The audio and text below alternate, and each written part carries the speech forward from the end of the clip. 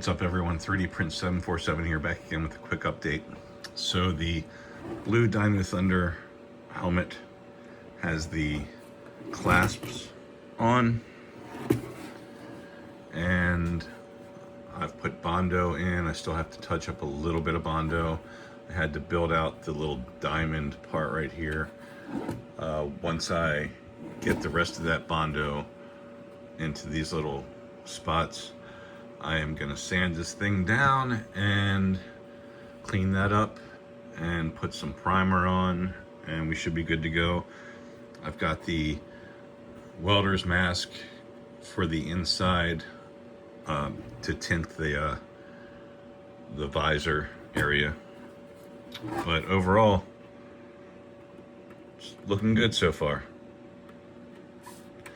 So it's been raining here a little bit, and I've been busy with a lot of other stuff, so I haven't had a chance to really make a ton of progress on this.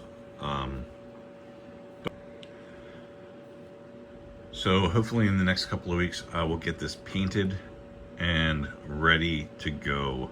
I'll keep you updated on the progress, and as I do the paint, I'll take video and show you how that's going.